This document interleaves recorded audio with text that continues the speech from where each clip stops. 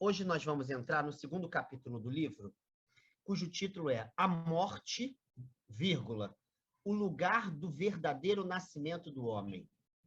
Então, já é uma interpretação muito específica da experiência da mortalidade, a partir da qual uma certa tradição bíblica vai trabalhar. Uma certa tradição bíblica. Por que eu estou dizendo uma certa tradição bíblica? Vamos lembrar do ano passado. No passado, né? Que a gente começou a estudar a questão. Eu e o Edson. Foi isso mesmo, ano passado que foi isso. Eu e o Edson estávamos falando sobre a questão do mal, a questão da morte, a chamada teopatia, a chamada teodiceia, o que eu e eles escrevemos num artigo, né, conjunto chamado Teorrevolta, a relação entre revolta e a experiência do mal. Eu me lembro que numa das partes do nosso estudo, eu fiz questão de dizer o seguinte, olha, no universo bíblico, se vocês lerem lá o livro de Gênesis, do capítulo 1 ao capítulo 4, vocês vão perceber que a morte ela entra no mundo com a queda de Adão e Eva, né? O mito tem uma queda, o mito da queda. Adão e Eva então vão conhecer a morte. Só que eles não conhecem a morte imediatamente. Pelo contrário, eles conhecem a mortalidade humana. Ou seja, o fato de que somos seres finitos, é isso. Mas não diz como eles experimentam a morte. No capítulo 4, os seus filhos estão lá, um no campo, o outro cultivando animais, até que Caim mata Abel. Eu me lembro que eu fiz questão de dizer, olha, diz o texto bíblico que sobe aos céus o sangue de Abel. Eu fiz questão, então, de dizer que na tradição de Israel, a morte ela aparece para o mundo através do assassinato. A tradição judaica ela não conhece a morte como simples falecimento. Entende? Então, a experiência primária da mortalidade na tradição de Israel é o assassinato. Lembre-se de que a gente começou na vez passada falando. Assim como palavras como céu, inferno, purgatório, coisas do gênero, tem a ver com vida, mas essa vida ela tem uma qualidade. Não é vida simplesmente biológica, estamos aí vivos, constatamos que vivemos. Não. É vida qualificada. Eu fiz questão de falar, olha, o Leonardo Boff está partindo desse pressuposto. Vida é um viver qualificado. E eu até disse na vez passada, a noção biológica de vida, além dela ser muito recente, ela nasce no século XVIII para cá, ela ainda diz respeito a uma experiência que não é das religiosidades em geral, sobretudo a religiosidade de Israel. É muito diferente. Não quer dizer que não exista, não é nada disso, não. É só para a gente entender a partir de onde essas pessoas pensaram as suas experiências, a partir de que pressupostos. Entende? Então, numa cultura como a cultura de Israel, não é a morte biológica uma questão, até porque a noção de biologia era inexistente. A primeira experiência da mortalidade humana se dá pela subtração violenta. E eu fiz questão de dizer no passado, isso é muito importante. Muito importante. Até para a gente entender o modo como várias tradições de Israel vão elaborar a sua experiência da mortalidade, a sua experiência da ressurreição, como que isso vai surgir no imaginário desse povo. Entende? Quando você lê lá o Apocalipse bíblico, o último livro da tradição cristã, bíblico da tradição cristã, você nota que fala de novo céu e nova terra, e não fala de vida após a morte. A gente fica, ué, mas como assim? Como assim? Como que eles podem falar dessa renovação total sem falar de vida após a morte. É, porque isso faz parte de uma tradição judaica. É mesmo. Quando você lê o livro de Daniel, que está pensando no novo céu e na nova terra. Quando você está lendo o livro de Isaías, que está pensando no novo céu e na nova terra. Você vê que o imaginário judaico ele vai trabalhar com uma qualidade da existência que a gente só consegue compreender de maneira mais profunda quando a gente se lembra que a tradição de Israel experimentou inicialmente a morte através da violência. Então, morte, essa palavra que para a gente é um substantivo neutro, sabe? Ah, todo mundo morre. A tradição de Israel não concebeu assim, concebeu isso qualificadamente, igual à noção de vida. Ou seja, existe uma qualidade, um modo da morte acontecer que marca a tradição de Israel. Isso, a gente ainda vai estudar melhor isso, porque o Leonardo Boff ele é conhecedor disso. Porque ele é um teólogo da libertação. Então, ele está falando do cenário latino-americano. Como ele mesmo diz, que as pessoas morrem antes do tempo. Onde as pessoas são abortadas da vida. Entende? São expressões que o Leonardo Boff usa, não nesse livro. Tem um outro livro que ele fala de morte, que é exatamente esse é o problema dele. A nossa ressurreição na morte. A outra é A Cruz Nossa de Cada Dia. Um livro maravilhoso. O outro é Jesus Cristo Libertador, tem uma parte sobre a morte. Então, Leonardo Boff, ele fala sobre isso em diversos lugares, porque ele é um teólogo. Ele sabe, então, que, por exemplo, um poema que o Jonas gostava tanto, a morte deveria ser assim, um céu que pouco a pouco anoitecesse e a gente não soubesse que era o fim. Sabe? Quando você pega esse poema do Mário Quintana, a morte deveria ser assim, mas ela não é, não.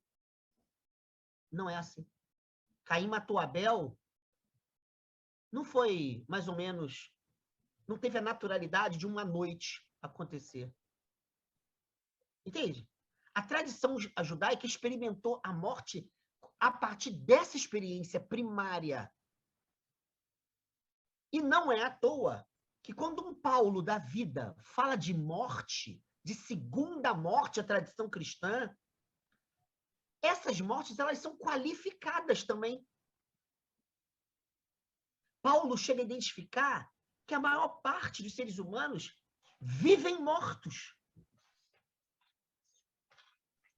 Entende? Então, olha a quantidade de elementos que a gente tem para pensar essa palavra que para a gente é tão neutra. A morte. A pessoa está no hospital, pronto, morreu. Não, não, existem muitas experiências da mortalidade. Então, eu quero trazer isso, por quê? Porque a gente começou a ver, no ano passado, isso, que a tradição de Israel experimenta o mal, a iniquidade conectada à morte. E quando Paulo fala que o salário do pecado é a morte, é porque a morte surgiu por assassinato.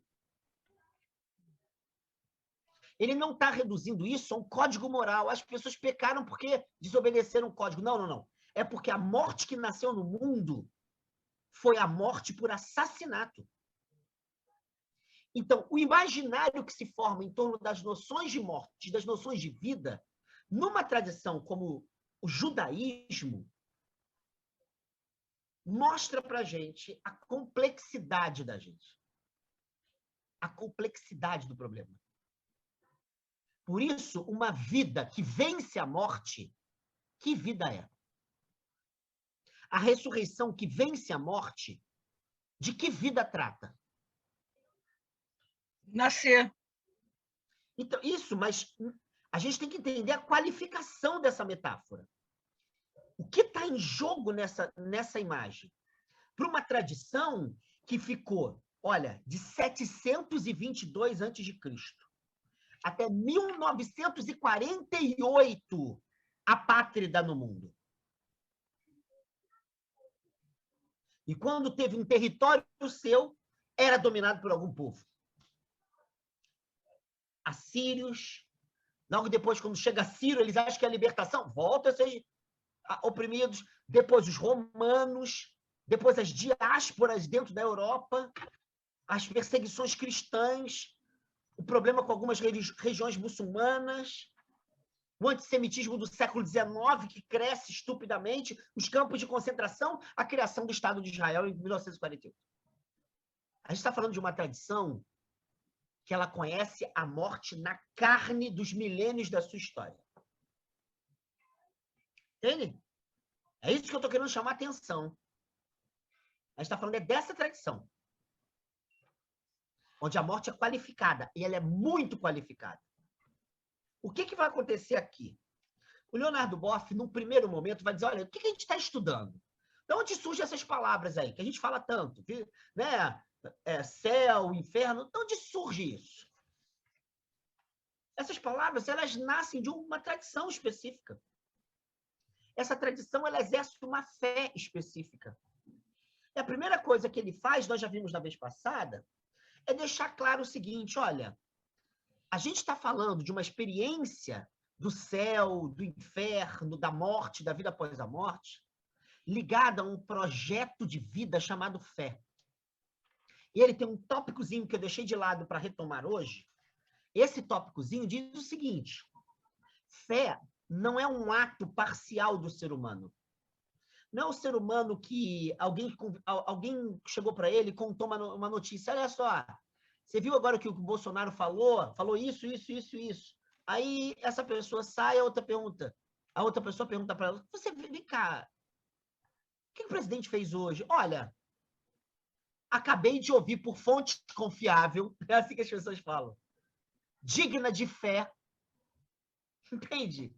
A gente chama de fé isso. Acreditar na narrativa. E isso tem o seu lugar, mas isso não é o ato de fé.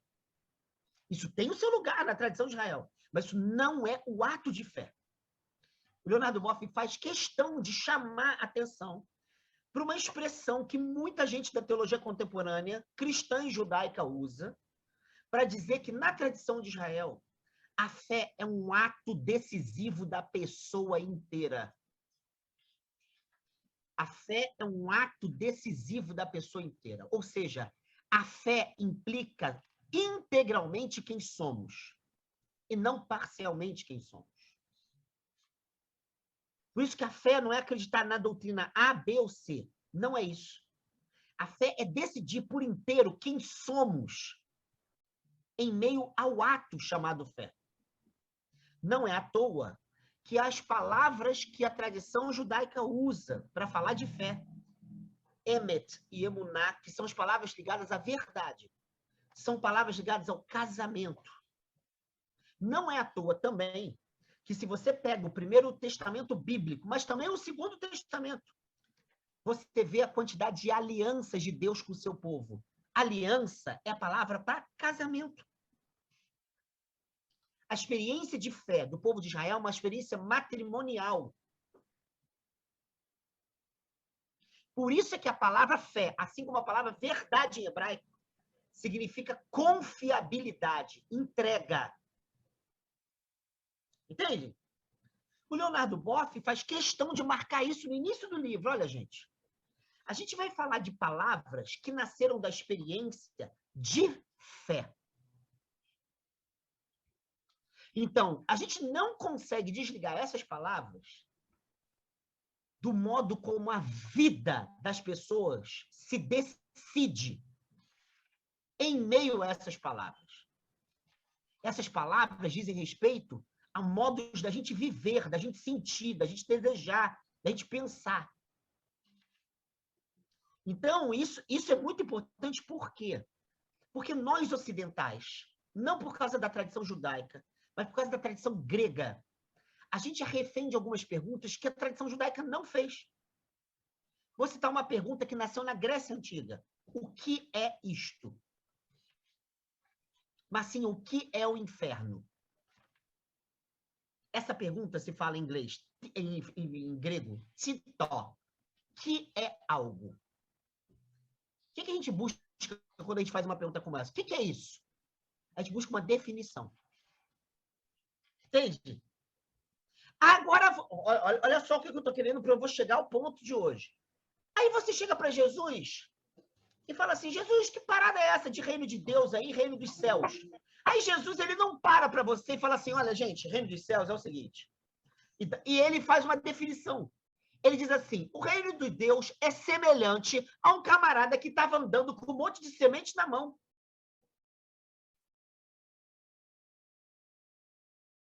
Essa é a tradição rabínica da qual Jesus fez parte. Não diz o que é, conta uma parábola. Olha a diferença. Olha a diferença do discurso. Não quer dizer que a outra tradição esteja errada. É porque a gente, às vezes, perde de vista o que a tradição da qual Jesus fazia parte, onde essas palavras que a gente está estudando aqui, céu, inferno, purgatório, né? Leonardo Boff é católico, tem uma parte sobre purgatório. O que ele vai falar lá? A gente perde de vista isso, essa tradição. Cada tradição faz um tipo de pergunta. A tradição grega tem várias perguntas. Qual é a causa disso? O que é isso? Qual a finalidade disso? A tradição judaica tinha outras perguntas. Riquíssimas. Às vezes a gente se esquece que as respostas que a gente está buscando têm a ver com perguntas que algumas pessoas não se fizeram. E a gente acha que todos os lugares têm as mesmas perguntas. Não é assim, não, gente. Os lugares têm perguntas distintas. Pode ter até as mesmas perguntas, mas não são as mesmas respostas por causa do momento, do fato, né? Também, mas no caso do céu, do inferno e tal, essas perguntas, essas questões não tinham nada a ver com essa pergunta. O que é isso? Quando Jesus responde reino, ele só fala em parábola. A gente é que se acostumou a não se estranhar, a não estranhar. Mas se você for uma sinagoga, a gente está na quarentena, é uma pena. Eu conheço rabinos, né? A gente poderia um dia lá marcar para ouvir os rabinos contando parábolas, sabe? E para notar que existe uma outra maneira de se pensar, de se elaborar o ato de fé. E que não passa pelos modos como a gente se acostumou a perguntar. Então, você não vai pegar Jesus dizendo o que é Deus. Isso não aparece em nenhum dos evangelhos, canônicos e não canônicos. Jesus nunca diz o que é Deus. Ele nunca define o Pai, o Espírito Santo, nem a noção de filho. Nunca. Se você fosse na Grécia, a primeira coisa de um texto filosófico é a definição. Entende? Então, o que é o Leonardo Boff? Dizer, gente, olha só, a gente está mexendo num terreno perigoso. Mas a gente aqui é filho dessa mescla. Desculpa que eu sei que está gravando, mas eu vou falar uma expressão que eu acho que todo mundo vai entender bem. A gente é filho de uma suruba, sabe? Intercultural. É isso.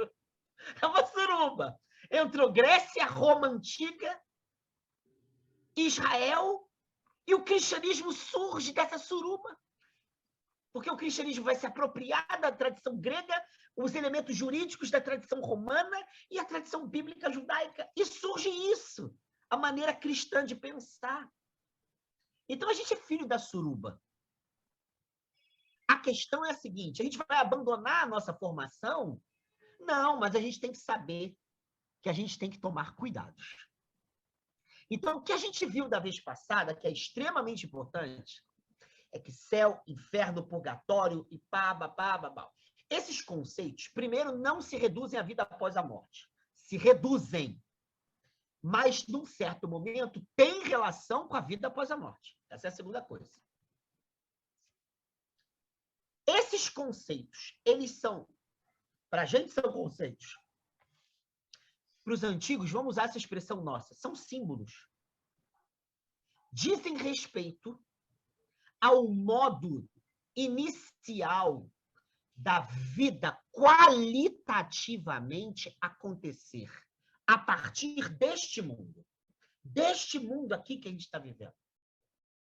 Ontem, quem estava no culto em que a Gláucia falou no final, a Gláucia falou uma expressão que é extremamente bíblica, mas extremamente bíblica. ela estava falando lá da Vila Mimosa, se pudesse, passava um trator, destruiria tudo e tal. E ela fala assim, ela primeiro fala assim, olha, o que vocês imaginam ser ruim, não dá para eu falar, porque é muito pior do que aquilo que vocês imaginam ser ruim. E depois ela disse, aquilo é um inferno. No primeiro século da era cristã, essa expressão que ela falou era extremamente compreensível. Era a famosa Guiena, o lixão, que se comparava à realidade de Israel, dominada, a Judeia, pelos romanos. O abuso de autoridade, as mortes por crucificação, a injustiça, tudo isso permitia falar que o inferno estava ali.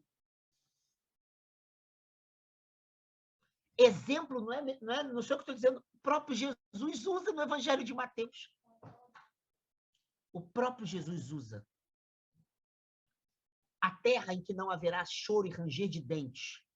Ele estava falando do choro e ranger de dentes da Guiena, que existia geograficamente na época de Jesus.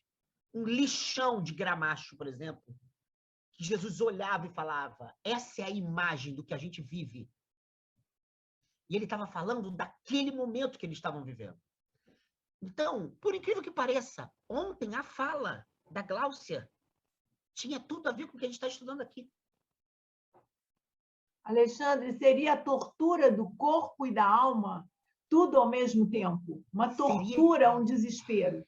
É o desespero, a Guiena é isso. É o choro e ranger de dentes, o desespero total. Que a gente vai ver como é que o Leonardo Boff vai interpretar. Hoje a gente vai falar um pouquinho disso. Leonardo Boff ele vai usar uma categoria nossa atual para tentar interpretar como se pensava naquela época. Que a gente vai ver daqui a pouco, mas tem a ver com isso, Marcinho. Isso termina nessa vida? Não, pode se dar na outra. É isso que o Leonardo Boff vai dizer.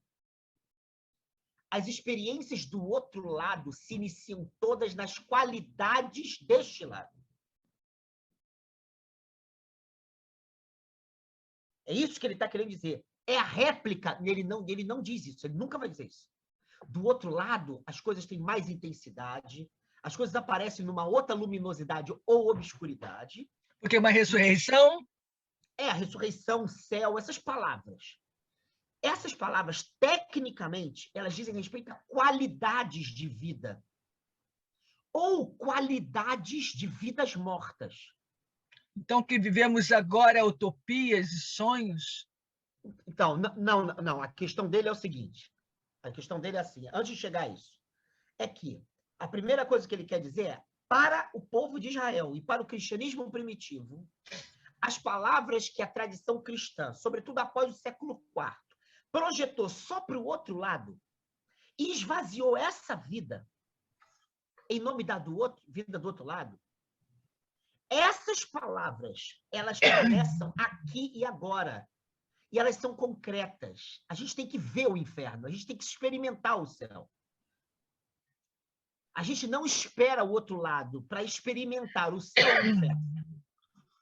Entende? Então, a primeira coisa que o Leonardo Boff quer deixar claro. E por isso a Gláucia está certa. Você entra em lugares que são inferno. Você experimenta o inferno. Alguns lugares, ela citou lá, né? Ela não citou os detalhes. Alguns lugares eu fui e vi. E você fala, se isso não é um inferno, eu não sei o que é. Se isso não é um inferno, das pessoas cheirando 5 dias sem parar, num lugar que não tem nenhuma limpeza, não tem nem ventilação na parede, e trabalham 5 dias consecutivos para pagar a dívida de cocaína, como uma mulher me contou lá dentro. Peraí. Tem alguma coisa, então? Se eu achar, olha, você vai para o inferno. Não, essa mulher não vai para o inferno. O contexto é infernal. É isso que o Leonardo Boff está querendo dizer. Peraí, a gente está falando de um povo judaico que experimentou o inferno na carne. É isso que ele está dizendo. Se existe uma potencialização, que é isso que ele vai falar, depois da nossa morte, o que a gente acostumou-se a falar, morte física, ele vai dizer, existe. O universo bíblico também trabalha com isso. Mas o universo bíblico, ele não diz, você não foi boazinha aqui, vai colher o inferno lá. Ele diz, o inferno é uma realidade que se experimenta em meio a uma qualidade de vida onde a vida não floresce. É isso que ele está dizendo. Então, o outro lado, ele não é um divórcio do lado de cá. Essa é a primeira coisa que o Leonardo Boff está dizendo. Fala, Diego. Por isso que Jesus ele morreu, porque ele tinha que passar para o outro lado. O pai podia tirar ele da morte, né? Mas ele não quis. Por quê? Porque ele preferia, não, ele teria que ir para a vida, porque a vida era depois da morte. Existe Entendeu? A vida depois da morte. Eu captei. Existe a vida depois da morte, e a palavra ressurreição, olha o que eu vou falar, também tem a ver com a vida após a morte. Também. O Leonardo Boff, já no capítulo 2, ele mostra um detalhe que eu ia falar no final, mas vou adiantar pela sua fala, Odília. Ele fala de duas tradições bíblicas, que é a tradição lucana e joanina. Elas orbitam em torno de alguns eixos comuns. A tradição de João, o Evangelho de João, por exemplo, tem uma parte que a gente ainda vai parar para analisar. Jesus está vivo, não tinha passado pela cruz, estava aqui e tal, e o amigo dele, Lázaro, morreu. E aí, ele soube da notícia 4 dias depois, não é isso? Está lá o texto. E ele tinha saído de perto de Lázaro, estava longe, e os apóstolos falam para ele, cara, a gente foi expulso de lá, você está querendo voltar para lá? Aí Tomé falou assim, olha, se você voltar, eu volto contigo e morro contigo. Tomé fala isso. E aí, ele volta, e quando ele conversa com Marta, ele diz assim, eu sou a ressurreição e a vida. Ele não fala, eu irei ressuscitar. Isso que o Leonardo Boff vai dizer. Mas por que também Deus falou assim, por que me abandonaste? Então, mas ele também falou isso. Isso é outra coisa que a gente ainda vai ver. O problema do chamado inferno, do inferno... mas vai lá, deixa a gente ver. Mas o que eu estou dizendo é o seguinte, é que por que o Evangelho de João usou a expressão ressurreição antes de Jesus ter morrido na cruz? Uma coisa bem óbvia, de qualquer análise de texto. Diz o seguinte, porque o significado da palavra ressurreição tem a ver não só com o que acontece depois da morte, física, biológica, sei lá, como vocês quiserem, mas também tem a ver com o que acontece antes da morte. Então, a palavra ressurreição ela foi usada num contexto onde Jesus não tinha nem morrido, nem passado pela cruz. Então, Leonardo Boff vai destacar isso como algo importante para falar, olha, essa palavra significa muita coisa, até uma qualidade específica de vida depois da morte. Até, mas não só.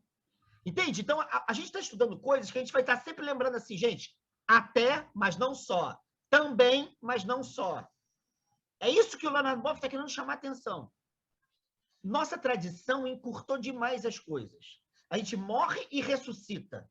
Jesus não tinha morrido e já era a ressurreição. Mas ele também morreu e apareceu ressurreto. Então, a palavra ressurreição ela vai abarcar muita coisa, inclusive uma maneira de viver antes mesmo da morte. A Gláucia meio que falou que experimentou isso, né? O inferno é a morte e a ressurreição, que ela está vivendo uma ressurreição. É exato. É por aí. Isso para mim ficou muito claro ali. É por aí, isso que emocionou muito a gente, né? Você viu a fala dela falando assim, olha, isso aqui é uma escuridão só, isso aqui é o inferno. Ela falou assim, mas tem um feixe de luz. A gente usa isso para falar assim, uma coisa psicológica dela. Não, a gente tem que entender, levando a sério. Se a gente está querendo estudar o universo bíblico, a gente tem que levar a sério que aquelas pessoas, a maior parte da população da Judéia era analfabeta na época de Jesus. A maior parte. Ler era um privilégio do privilégio. Jesus sabia ler. Isso é um privilégio. Aquela população de maioria analfabeta, sabia reconhecer o inferno na Guiena. Sabia entender uma parábola sobre o reino. Sabia que o reino está entre. Ouviu Jesus falar: eu sou a ressurreição e a vida. Aquele que crê em mim, ainda que morra, ainda que morto, viverá eternamente. Sabe, esses paradoxos de Jesus. A maior parte nunca foi a uma escola. Então, Solange, é isso que a gente tem que respeitar. Quando vem uma Glaucia e fala, a gente tem que ter o compromisso de falar: a ressurreição está acontecendo. Essa mulher não morreu para ressuscitar. Essa mulher está ressuscitando para não morrer. É o contrário. Uhum. Entende? A nossa tradição, ela é tão caixinha. Sabe essa caixinha prontinha? Ah, mas ela ainda está viva. Como é que ela vai ressuscitar? Mas então fala para Jesus. Por que ele falou que ele era a ressurreição e a vida? Isso é uma experiência de reino também, né? Claro. Essa experiência do reino. Ressurreição, reino, céu, justiça. Essas são expressões que vão se interpenetrar. É isso mesmo, Solange. Você estudou teologia, você sabe disso. A gente simplificou muitas coisas. É quase como se a gente pegou o trator lá da Gláucia e passou na Bíblia. Sabe? Um livro tão rico de experiências, de parábolas, de imagens, e passou e montou um esqueminha. Isso retirou a riqueza, a grandeza, para a gente saber que quando a gente fala morte, de qual morte a gente está falando? Que situação? Que contexto? Essa que é a graça dessa brincadeira. Ressurreição. Está falando ressurreição onde? Como a da Gláucia? Está falando daquela que acontece depois da morte? Ou você está falando da ressurreição de uma pessoa como a Gláucia que está ressuscitando e por isso mesmo não está morrendo? De que morte, de que ressurreição? É isso. Isso. Lembrem-se de Jesus, na parábola do filho pródigo. O pai chega para o mais velho, aquele fariseu chato pra cacete, e diz: meu filho estava morto, ele não tinha falecido. Olha a morte. E ressuscitou. E ele não ressuscitou depois da morte física. Jesus mostra isso numa parábola, o que a gente está dizendo aqui. Ontem a Gláucia estava dizendo: eu vivi mais de 20 anos morta. E queria que destruísse isso mesmo. Agora eu estou vendo ressurreição. Por isso não estou morta. Ela está usando palavras que eu tenho certeza que o público analfabeto da época de Jesus falaria: é isso. Estou entendendo, é isso. Entende? Então, o Leonardo Boff é um teórico. Passou por escolas como a gente aqui, né? Tem doutorados honoris causa. É claro que ele está querendo codificar isso numa linguagem acadêmica, mas apesar dele falar de maneira gostosa e mais simples. Mas ele está apontando para isso. E isso que nos interessa aqui. De onde nascem essas experiências celestes, infernais, purgatoriais? Elas começam aqui. Elas começam entre nós. Os significados desses termos começam a aparecer aqui, na Gláucia, no filho pródigo, nessa ressurreição em vida, sem negar a ressurreição depois da morte. Entendeu? A pluralidade que o Leonardo Boff está querendo apontar é essa. Então, ele diz, olha, esses estudos que a gente vai fazer aqui se chama tradicionalmente de escatologia. E o que faz a escatologia? Em grego, a gente já viu, eschaton significa as coisas últimas. Mas o que é as coisas últimas? Última no sentido cronológico? Não. Existem últimas no sentido de serem decisivas. São últimas porque decidem radicalmente o nosso destino na vida e no pós-vida. É nesse sentido.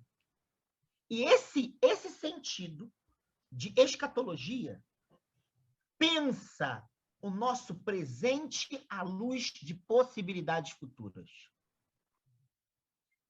E essas possibilidades não são probabilidades. São formas de ser qualitativamente distintas. Vou dizer um exemplo para vocês. Um dia a gente pode estudar aqui, não sei quem já estudou, não sei se o Jacques deu isso para vocês, a tradição profética de Israel.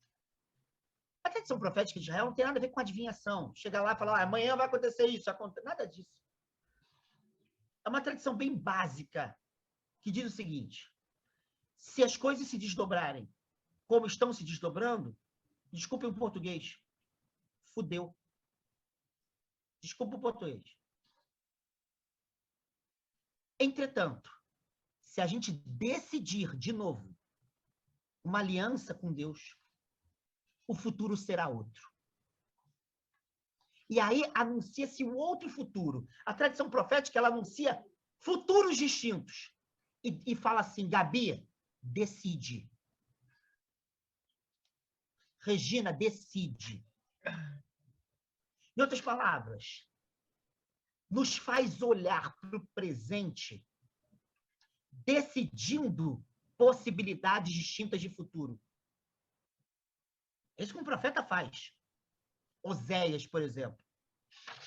Tem lá pouquíssimos capítulos. Leiam. Um dia a gente pode ler Oséias aqui.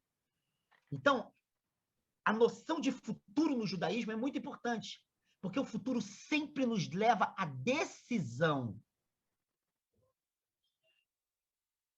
Céu, inferno, purgatório são sempre possibilidades futuras que nos permitem decidir de outro modo o presente.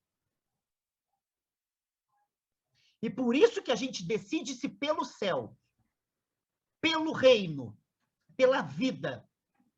E por isso a gente consegue experimentar em vida o céu, em vida o reino, ainda que o reino e o céu extrapolem esta vida. Entenderam? Entenderam esse problema?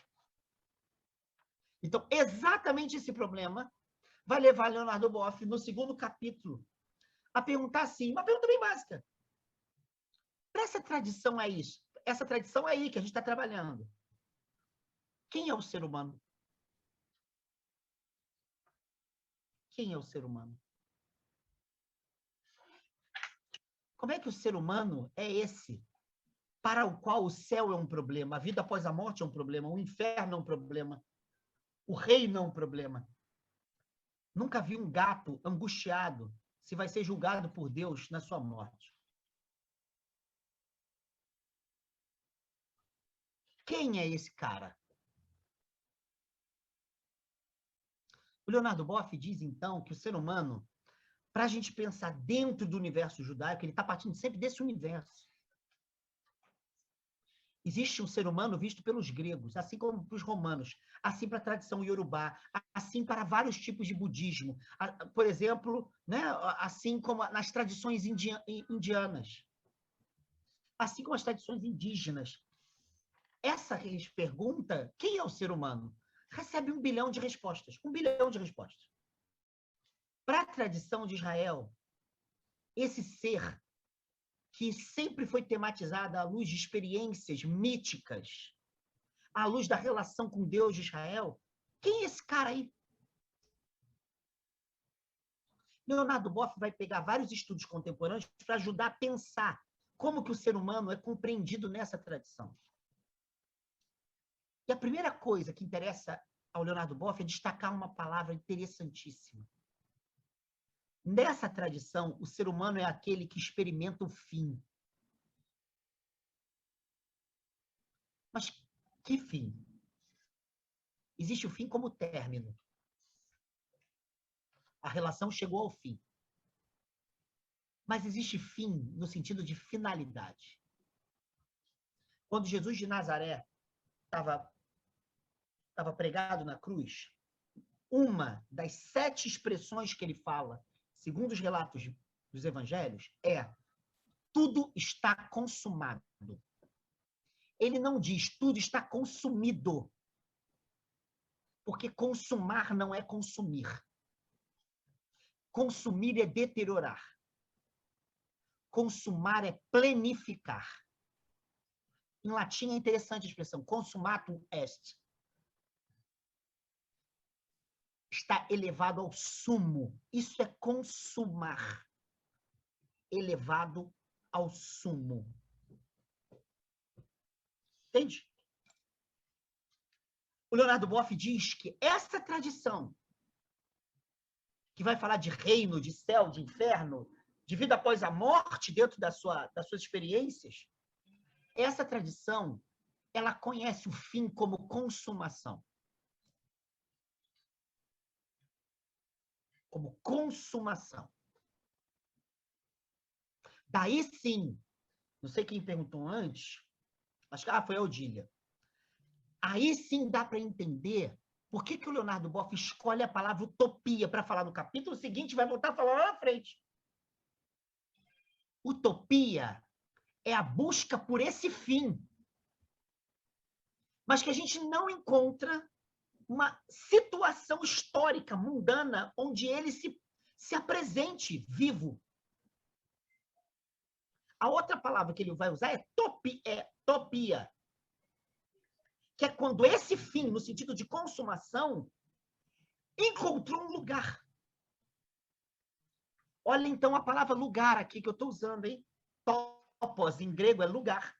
Utopia, utopos. Topia, topos.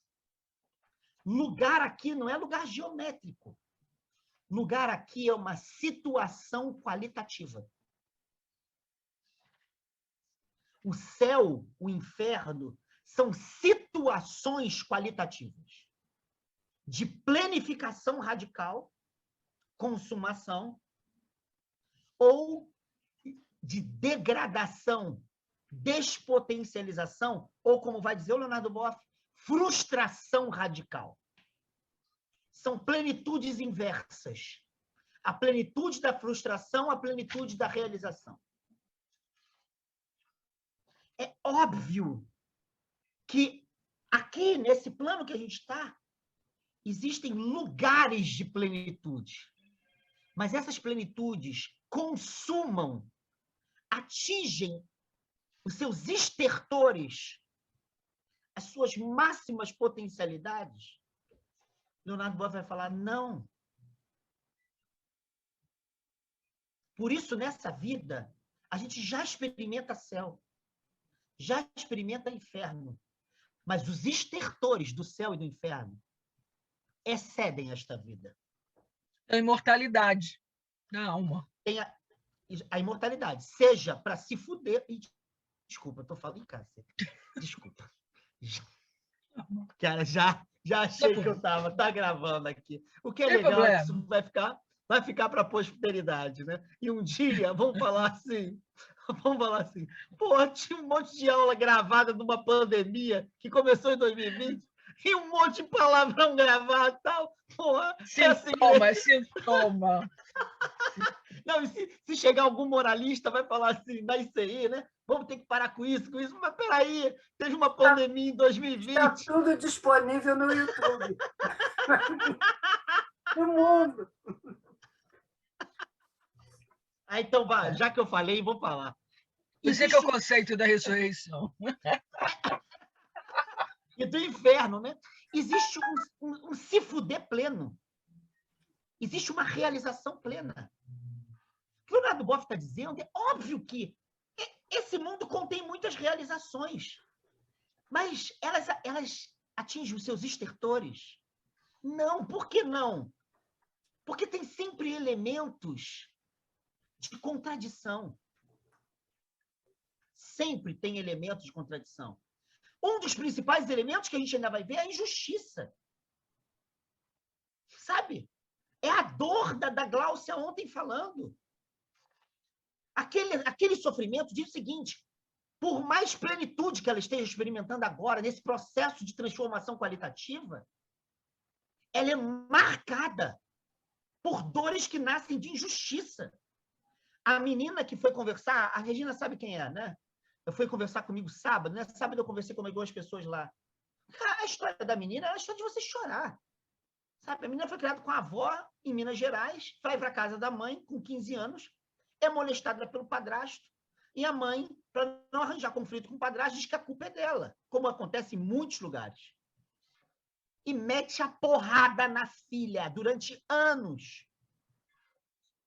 Ela vai se prostituir, larga a prostituição, diz que aquilo não tinha a ver com ela, diz que ela viveu aquela merda, aquele inferno, até que ela tem um namorado, engravida, está com a criança lá, pequenininha, está com ele, e ela dizia para mim assim, a frase dela, aliás, eu contei ontem, a Gabi ouviu isso, né, no culto da Iri, ela começa a falar que ela não consegue se separar dessas palavras da mãe dela. As palavras que nos marcam, nos destruindo. E aí eu falei para ela, você nunca vai deixar de ter esse passado. Mas a gente pode trabalhar muito para você não ser refém dele. Você nunca vai desfazer as palavras que a tua mãe disse a você. Mas a gente pode fazer de tudo para você não ficar engaiolada nessas palavras. Então, o que o Leonardo Boff está dizendo é algo óbvio. A tradição de Israel, ela percebeu que é óbvio que existem plenitudes e frustrações muitas na vida, mas não necessariamente a gente atinge os estertores.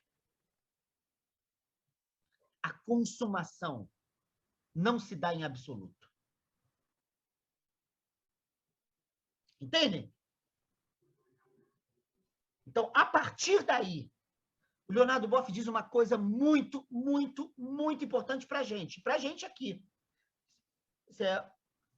Se o Leandro estivesse trabalhando em tradições budistas, ele ia usar outras categorias, porque lá tem outras categorias. Mas até o Leonardo... Oi. Mas até o Leonardo Boff, ele fala assim, né, que esse período, né, faz parte do estágio do mistério da vida. Não é? E que tudo isso é muito invisível. Aí então, o espiritismo, eu li numa entrevista dele, posso passar a entrevista para ele, quando ele fala assim, um cara pergunta assim, o que precisamos acolher a morte como parte da vida, não como desgraça, mas como passagem alquímica para o outro estágio do mistério da vida.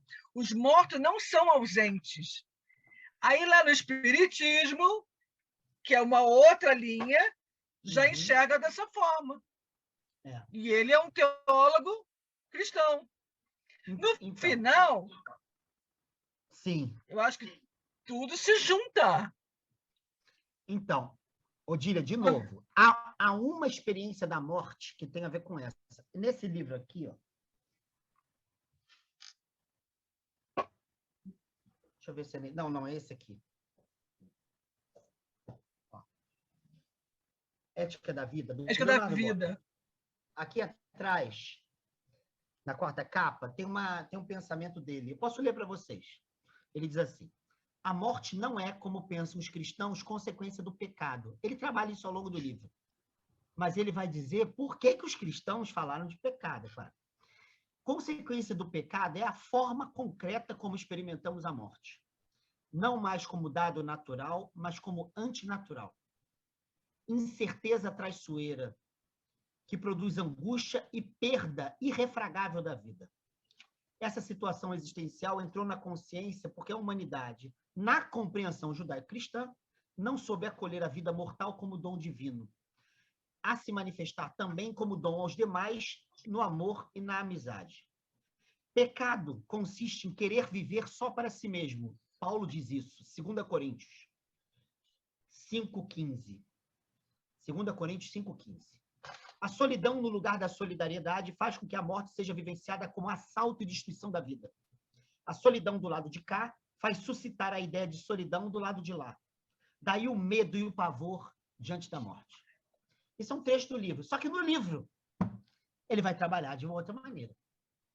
Porque no livro ele vai falar que essa incapacidade de viver bem a mortalidade se manifesta na manutenção de estruturas violentas na vida. Então, ele vai recuperar uma noção de morte que nos aliena da vida. Qual? A injustiça. Então, o que eu quero dizer para você, Odília? Você está certa. A gente pode fazer alianças com outras tradições mesmo, e aqui a gente está aqui é para isso, para a gente criar pontes mesmo. Né? O Espiritismo tem muito a nos ensinar, assim como a tradição lamaísta, que a gente vai falar um pouco lá no final, né? E assim por diante. Mas eu queria destacar é que o Leonardo Boff ele não tem uma compreensão só da morte. Nesse livro aqui que a gente está estudando, é um livro de teologia pura. Ele está tentando mostrar várias facetas da mortalidade na tradição judaica. E, a partir dessas facetas, ele quer recuperar essa naturalidade da morte, porque somos finitos e finitas. Como lá no Mestre da Zansara, né? Que no final ele me chocou, que eu achava que eu tinha uma visão de suicídio, e não era um suicídio. Se você aprendeu a ABC, você só pode dar ABC, não pode... Entendeu? Eu tenho que entender o ABC do cara. Eu tenho que aceitar ele do jeito que ele pensa, porque tudo é irmão. A gente não tem que virar as costas. Tem tradições interessantes sobre a chamada morte voluntária, né? A tradição estoica, algumas tradições japonesas, né, que pensam a morte voluntária de uma outra maneira, não como assassinato de si. Existem outras maneiras, né? Mas o que eu estou querendo dizer aqui para a gente? Antes da gente chegar a essas alianças, é interessante a gente entender as nuances. Essas nuances. Então, o Leonardo Boff está tentando mostrar, no meio bíblico, morte, vida, ressurreição, vida após a morte, céu, inferno, purgatório, tem nuances diversas. E isso, ele está querendo explorar as nuances. Vou citar um caso para vocês. A gente ainda vai trabalhar isso. A palavra ressurreição em grego, anástasis, significa colocar-se de pé. É só isso. Ereção. A palavra ressurreição significa ereção. Só. Existiam divindades gregas que ressuscitaram. Por exemplo, Dionísio Zagreus, Adonis. Experimentaram a chamada anástasis, ressurreição. Leonardo Boff vai dizer uma coisa muito interessante. Vocês podem procurar, tem isso na internet, ele escreveu em vários livros. Ele diz assim, Jesus não ressuscitou para mostrar que existe uma vida após a morte. Isso todo mundo já acreditava. Ele ressuscitou para mostrar que há outras possibilidades de vida nesta vida. Portanto, não podemos ficar de braços cruzados esperando a morte. E aí ele diz nesse texto, ressurreição em Jesus de Nazaré é insurreição contra a morte. Onde há negação da vida, a ressurreição se torna uma tarefa, diz o Leonardo Boff. Então, eu estou dizendo isso porque a gente vai ver que o léxico dessas palavras é plural. É isso que eu estou querendo chamar a atenção. Então, nesse segundo capítulo, Leonardo Boff vai dizer uma coisa que nos interessa muito. Se a gente interpretar a vida no sentido biológico e a vida no sentido existencial, como a tradição de Israel trabalhava, não a vida biológica, mas a vida enquanto processo de existência, qualificado, com os outros, no mundo, nas lutas, nas dores, nas alegrias, no vinho e assim por diante. Leonardo Boff diz o seguinte, a vida e a morte possuem duas curvas que se cruzam ao longo da vida. A primeira, se a gente interpretar a vida no sentido biológico, quanto mais se vive, mais a morte nos atravessa. Viver é desgastar-se. Ou seja, nasceu, ele usa uma expressão que é alemã. A expressão diz assim, uma criança recém-nascida já está prestes a morrer. Ele usa essa expressão aqui no livro. Para dizer, olha, no sentido biológico, nasceu, pode morrer. A vulnerabilidade biológica nos faz ir embora a qualquer momento. Mas no sentido existencial é diferente. Que é como pensava Israel. Quanto mais a vida se desdobra mais ela problematiza as suas relações, as suas dores, as suas alegrias. Em outras palavras, Israel percebeu que o percurso da vida exige um outro tipo de nascimento, que não é o nascimento biológico, mas é o florescimento da vida. Viver é lutar para florescer. Viver é lutar para consumar, para planificar. Então, no processo de vida, se a gente amadurecer o florescimento, a velhice, ela não é um sinal do desgaste biológico. Se a gente amadurecer o processo, é isso que ele diz. Existem muitos idosos infantilizados. É outra coisa. Imaturos. Isso é outra coisa. Mas o que o Leonardo Boff diz é, para a compreensão judaica, uma vida amadurecida é uma vida sempre aberta para florescer. Legal? Então, uma vida amadurecida com 100 anos de idade, ela ainda está aberta para florescer. Ou seja, é uma vida jovial. Leonardo Boff diz o seguinte, mas no que consiste esse desabrochar da vida para a tradição judaica? Não é algo narcísico. Não é algo centrado num sujeito, ou Alexandre como um ser fixo. Na tradição judaica, ele vai usar de novo a expressão que nós vimos da vez passada. Nós somos um nó de relações, para todos os lados, em todas as direções. Por isso, agora vem a sacada. Vamos lembrar do nosso amigo Newton Bonder. Ele vai dizer igual ao Newton Bonder, igual, ele não vai mudar nada. Na tradição judaica, ser corporal significa ser enraizado nas relações com o mundo, com os outros. Ser alma é ser aberto para Deus e aberto para novas relações no mundo. Vamos lembrar que Milton Bonder já disse isso em 1997. Esse livro é anterior ao livro do Bonder. Porque ambos estão se navegando na mesma tradição, a tradição judaica. Então, corpo não é somente essa massa biológica. Na tradição judaica, corpo significa também relações. É necessário que haja muitos relações mundanas. Ou seja, essa multiplicidade de relações nesse mundo, com os nossos, as nossas, com a nossa cultura, com a nossa tradição. Então, Leonardo Boff diz o seguinte, podem ler lá. Quando a tradição de Israel começou a falar de vida após a morte, de ressurreição, de céu, de inferno, ela não falou que o nosso corpo morre e que a nossa alma continua. Os gregos disseram isso. A tradição de Israel e o cristianismo primitivo vão dizer que o ser humano por inteiro ressuscita. O ser humano por inteiro vence a morte. Então, Leonardo Boff usa a obra de um cara que ele conheceu na Alemanha, chamado Karl Rahner, que escreve um livro que eu tenho aqui em casa, chamado O Sentido Teológico da Morte.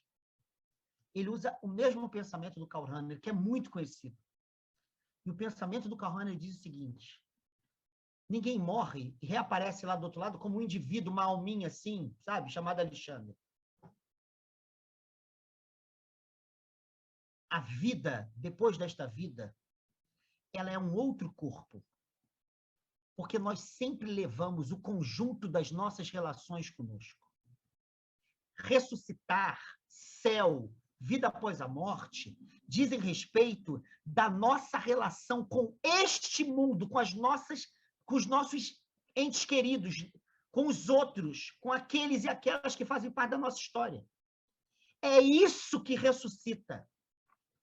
Ressuscita o ser humano na totalidade complexa das suas relações com este mundo. Então, diz o seguinte, Leonardo Boff: livres do corpo biológico, nós somos livres para um corpo integrado, onde a nossa relação com a vida, com o mundo, com os outros, acontece sem obstruções. Para terminar o de hoje, ele já vai adiantar quais os significados mais relevantes de céu e inferno, sobretudo no Segundo Testamento da Bíblia, o Novo Testamento. E ele vai dizer, por aí, Leandro, é um corpo antropocósmico, né? Como diz um autor que morreu recentemente, que foi um padre, Olinto Pegoraro. Ou seja, o que o Leonardo Boff vai dizer para a gente que é maravilhoso? A gente não pode pensar de maneira bem burguesa a vida após a morte. O indivíduozinho que foi para um lugar bom, o indivíduozinho que foi para um lugar mau. Porque nós somos relacionais. O outro plano, ou bem, é a plenitude do nó de relações que nós somos, ou bem, é a frustração radical do nó de relações que nós não fomos.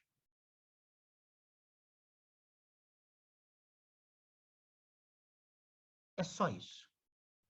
Como que isso é, não sabemos. Fala, de que a gente não se salva sozinho, né? É isso. O mundo vai conosco. As relações, as histórias, os desejos, sabe? Porque nós não somos um átomo fechado em si, uma ilha. Nós somos teias.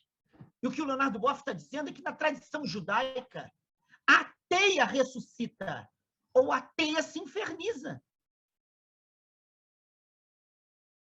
Entende? É isso. Nosso corpo, nosso ser é antropocósmico, né? Pergunta do Leandro. Ele é sempre relacional com a terra, com os outros, com a cultura, com a linguagem, com o abraço. É isso. E nós somos uma personalidade relacional. Não sei se vocês sabem, no século III da era cristã, surgiu o conceito de Santíssima Trindade. Tertuliano criou. E junto com esse conceito veio o conceito de pessoa. A palavra existe na Grécia, existe em Roma Antiga, mas não conceito. Conceito é uma invenção, conceito de pessoa é uma invenção cristã. Você sabe o que significa?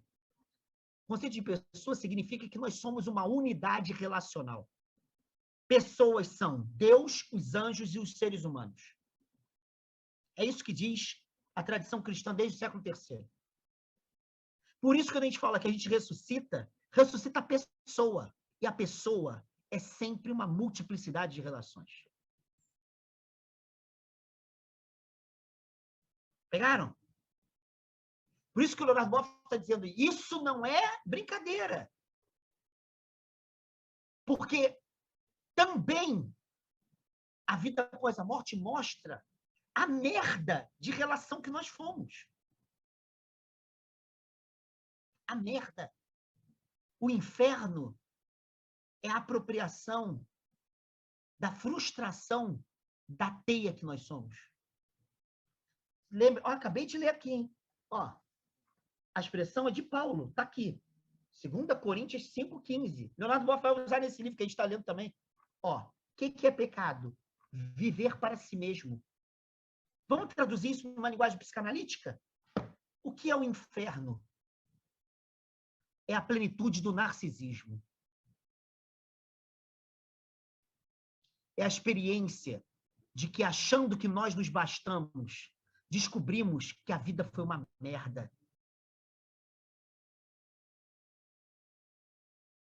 Claro. Isso é o inferno. É a plenitude do narcisismo que não nos abriu ao outro, aos outros, à cultura, ao mundo, aos seres. Não nos abriu. Por isso, Leonardo Boff usa essa imagem O céu, a ressurreição, é a experiência de que a vida se desabrochou por inteiro. O inferno significa a descoberta que a vida se embotou por inteiro.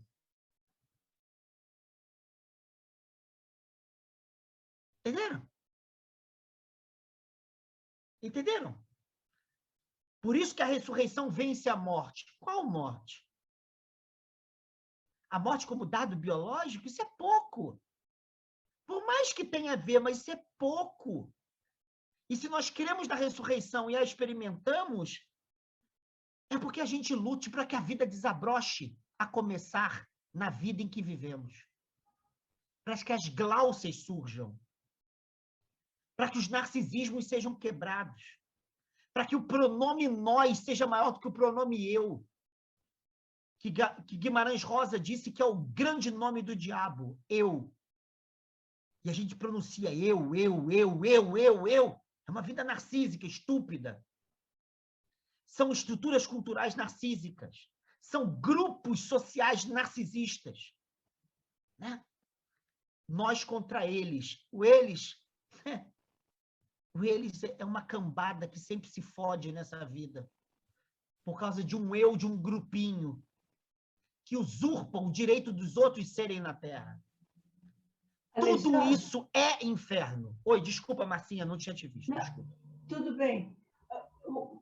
Então, as piores coisas é você levar a sério ciúme ou inveja de outras pessoas, porque te fazem encolher.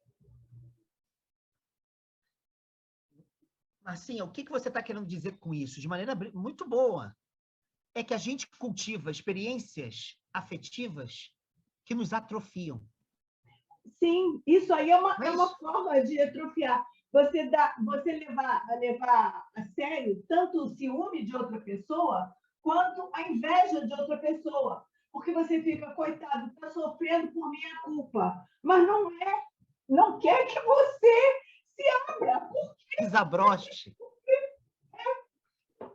Então, Marcinha, lembre-se do que eu disse no início. Para a tradição judaica, como diz Leonardo Boff, a fé é o ato da pessoa inteira. Afetivamente, cognitivamente, ou seja, tudo está em jogo. A gente decide pelo céu, decide pela ressurreição, isso incide nos nossos afetos.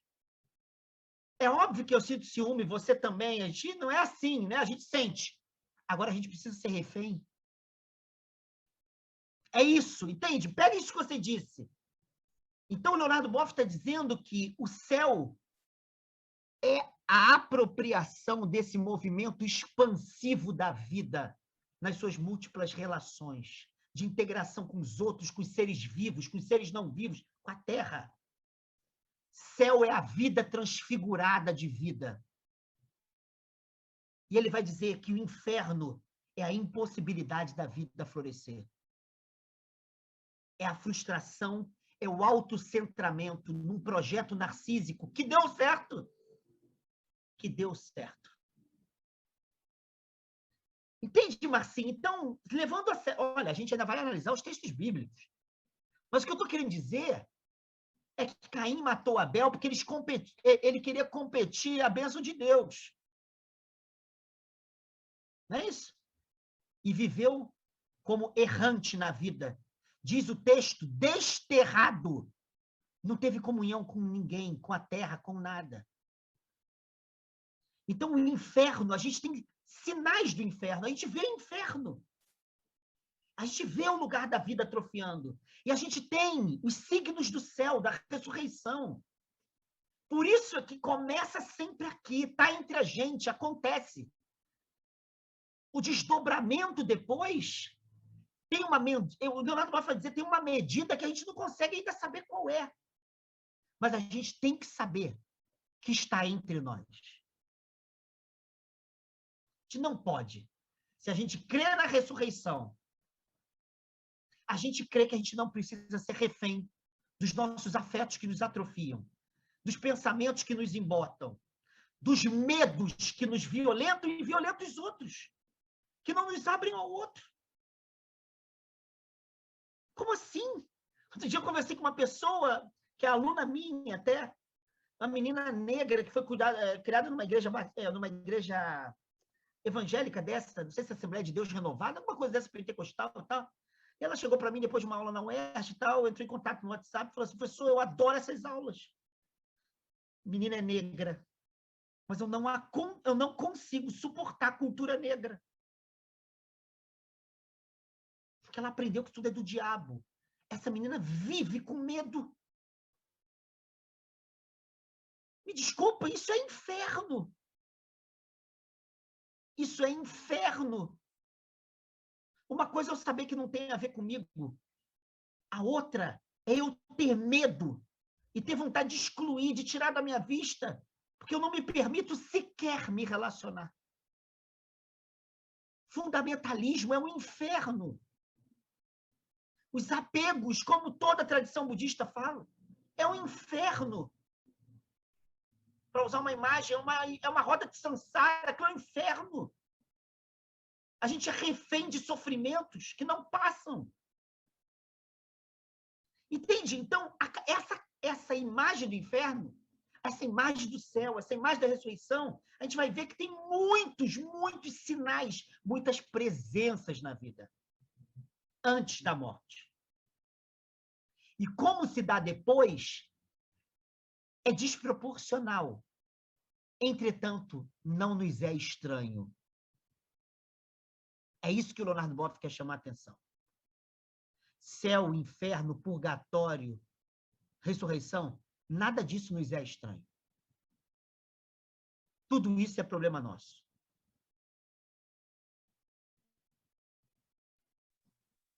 Alexandre, Fala, Leandro. Fala aí, meu amigo.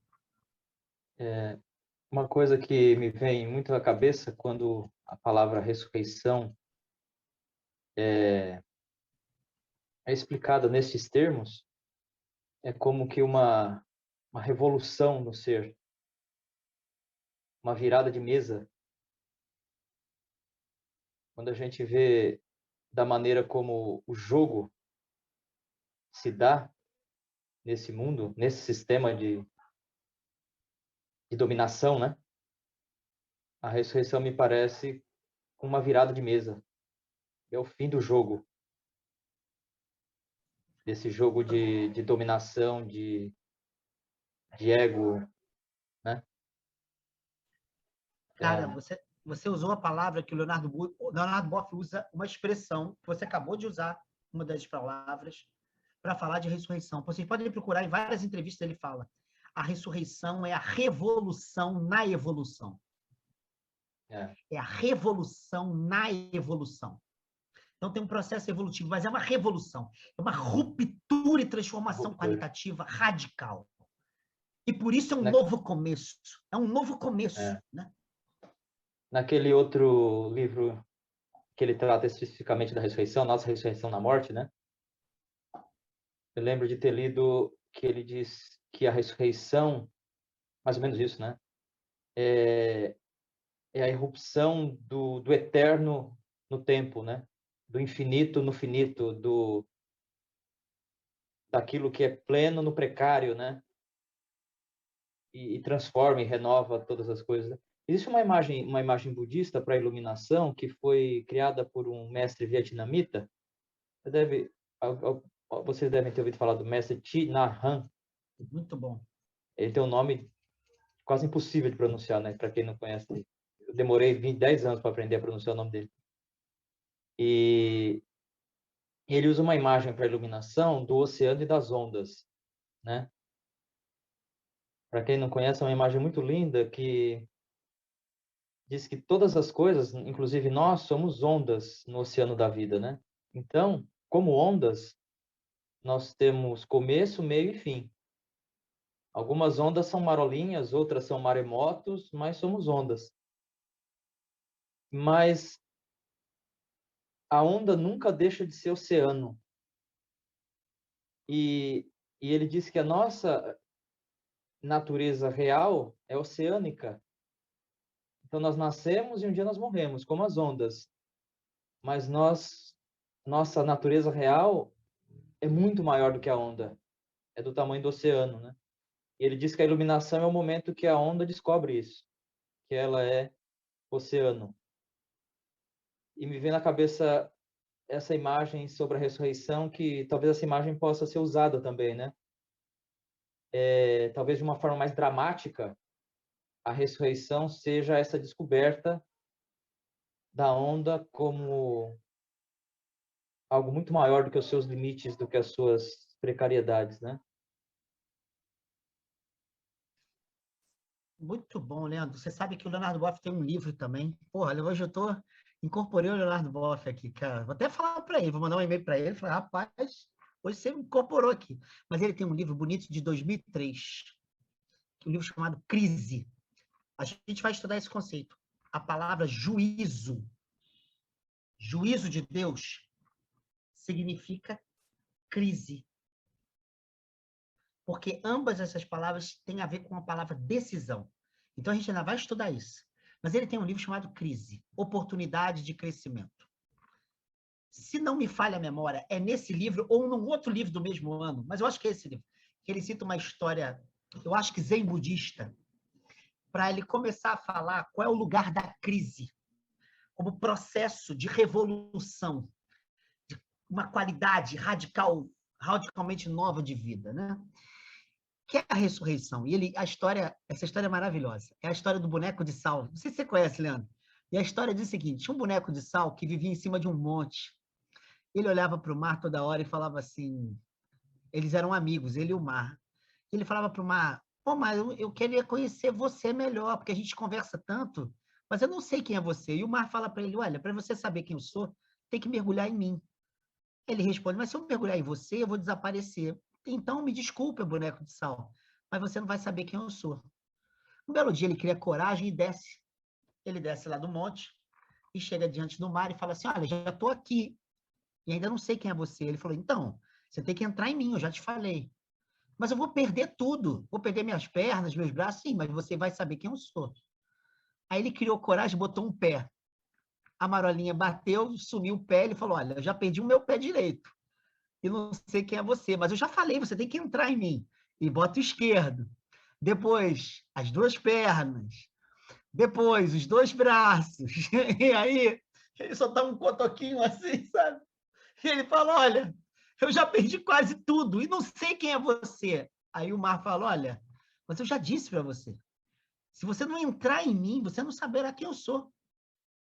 E aí, de repente, vem uma onda gigante assim, cara, e vraft! E no último fiapo de consciência, ele grita para o mar: já sei, eu sou o mar. É quase isso que o Leonardo Boff está dizendo, que é a plenitude da ressurreição, porque a ressurreição já está aqui. Essa experiência de um nós, de um pronome nós, que venceu os hiatos que divorciam as vidas. Mas o que o Leonardo Boff vai tentar mostrar é que Jesus não chegou e informou isso. Jesus viveu isso como uma máquina de combate. Entende, Leandro? Jesus chegou e falou assim: gente, vem fazer um workshop comigo? Agora vocês vão conhecer o caminho e vão um dia viver tudo isso muito bem. Ele estava falando para uma população fodida. Desculpa o português de novo. Ele estava falando para um povo que sonhava com libertação, que celebrava todo ano a Páscoa, a liberdade da saída do Egito, da escravidão. Esse povo que estava de novo dominado e que celebrava a libertação, que nunca retornava. Então, o Leonardo Boff transformou essa experiência de fim, de plenitude futura, em máquina de transformação do presente. Por isso, Leandro, se a gente crê na ressurreição e a vive nas relações, mesmo precárias, a gente tem que gritar, dizer nãos, fabricar justiça, abraçar pobre, fudido, sabe? Abraçar puta. A gente tem que ir aos puteiros porque a gente crê na ressurreição. Então tem esse... vou usar uma expressão meio arrogante inglesa, né? Mas tem esse turning point. esse futuro que não é uma espera do que virá, mas é a promoção da desconstrução do que está sendo. Essa ressurreição como insurreição, como revolução, como não, como negação, como grito, como profecia. Então, a partir disso, a gente vai ver. Crer na ressurreição não é acreditar numa doutrina que um dia eu, burguesamente, vou ser feliz. Eu com os meus amiguinhos. Não, não, não. É aqui. É a gente aqui. É a Gláucia. É aprender com o pobre, é ouvir, é ter ouvidos, é relacionar-se, é desentupir-se das vaidades. É isso. É como se esse oceano, né, do Thich Nhat Hanh, né, que é um cara espetacular, diga-se de passagem. Tudo que eu li dele, aliás, vi o documentário dele, né, na Netflix. Tudo que eu vi desse cara é realmente espetacular. Ele tem um livro sobre cristianismo e budismo que é genial, né, sobre Buda e Jesus. Genial, genial, genial. Mas é como se ele pensasse, como se, ao se conscientizar que nós somos uma onda nesse mar, a gente fizesse dessa consciência um grito pela vida nesta vida. Entendeu? Então tem essa virada de jogo, da expressão que você usou, né? Tem a virada de jogo para esta vida. Enquanto eu não morrer, eu vou viver produzindo vida. E eu vou viver gritando por vida. Eu vou ter sede e fome de vida. E vou celebrar as ressurreições que já acontecem. Porque meu filho estava morto e ressuscitou. Então tem festa. Prepara a porra do churrasco, galera. Vamos botar um funk aí. Eu sei que vocês não gostam. Mas vamos botar a música aí. Vamos dançar, vamos beijar. Porque a ressurreição aconteceu. Entendeu? Então é isso que a gente vai ver nos próximos capítulos. É como, uma outra coisa que me veio, é como se a ressurreição fosse um poder agindo no mundo, né? Não é um fato que vai acontecer comigo e que vai me garantir a vida eterna. É um poder agindo no mundo nas mais diferentes situações e transformando todas as coisas, né? Por que você usou a expressão que Leonardo Boff usa, também nesse livro aqui, que na ressurreição a eternidade engravida o tempo de eternidade. A eternidade engravida o tempo de eternidade. Por quê que Leonardo Boff fala essa expressão? Né? Essa visão. Porque na tradição judaica, bíblica, e cristã bíblica, vida eterna não é vida sem tempo. A palavra eternidade, nesse sintagma, vida eterna é um sintagma. Eternidade aí é uma qualidade da vida. Então, a eternidade para a tradição judaica começa na vida. Onde a vida é viva, tem eternidade. Mesmo que essa vida termine, mas ela tem eternidade. Então, é óbvio que depois dessa vida, a eternidade continua, mas quem disse que ela já não nos atravessa no tempo? Entende? É uma experiência que a gente poderia falar mística, no sentido do mistério? É, mas ela é concreta, ela é ética, ela é política, ela é pedagógica, ela é afetiva. É claro, é isso que o Leonardo Boff está querendo dizer. Se a gente se engravidou de eternidade, não é para ficar parado. Isso não existe. O que é que o Espírito Santo faz, segundo o Evangelho de João, o Espírito da Verdade, né? Ele nos faz, segundo Jesus de Nazaré, ele diz assim, o que eu faço, vós podeis fazer e, olha o que ele vai falar agora, e mais. E mais. Espírito Santo significa fazer e fazer mais. Por quê? Porque eu sou a ressurreição e a vida. Então, meu camarada, a gente vai fazer e vai fazer mais. Entendeu? Então, esse estudo maluco é para a gente, de alguma maneira, pensar. Será que maluca não é a nossa tradição?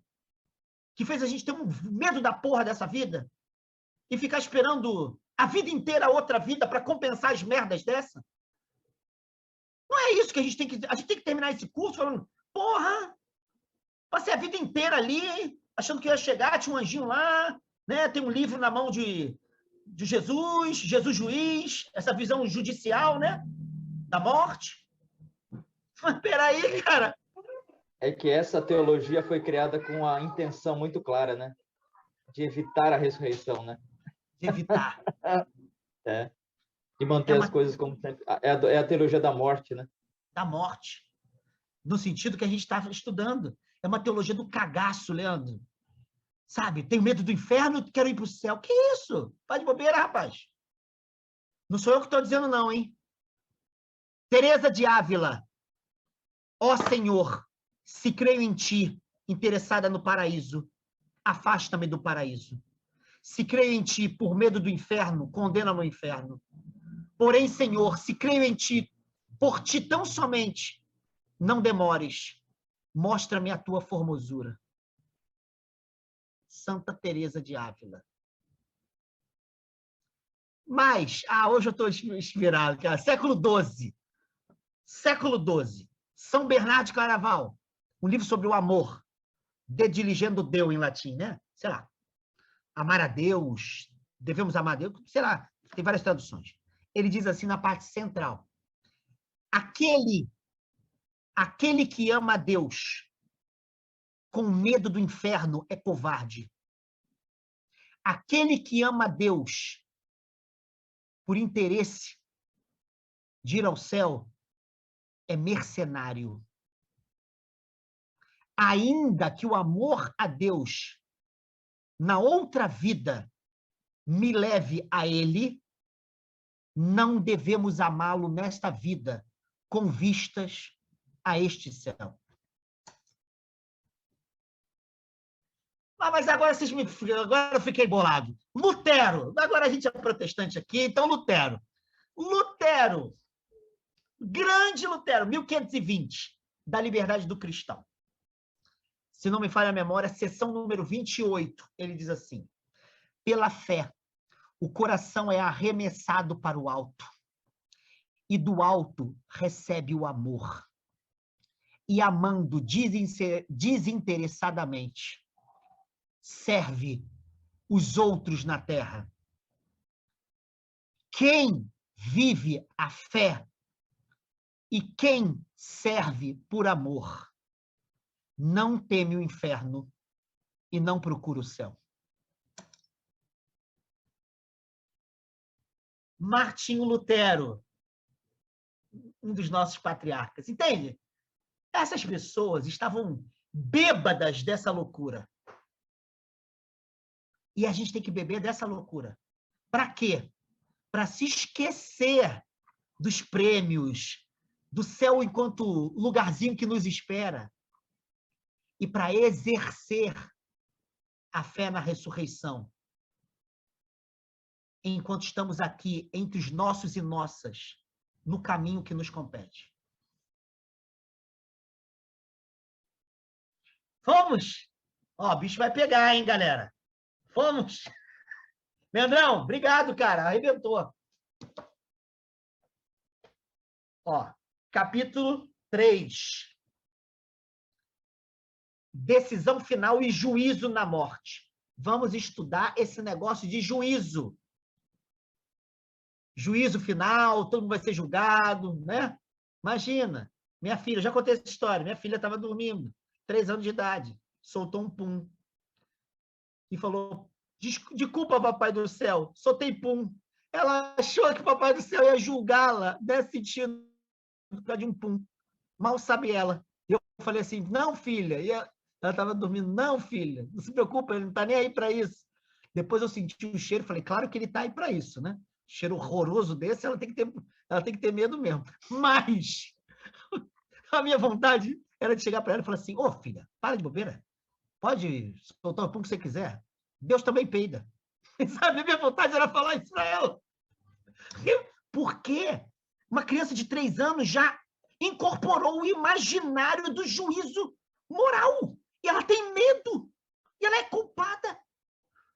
Então, a gente vai estudar isso na semana que vem. Desconstruir essa visão tosca, acovardadora, terrorista, culpabilizadora. Como que a gente pode crer na ressurreição com tanto medo? Então, semana que vem.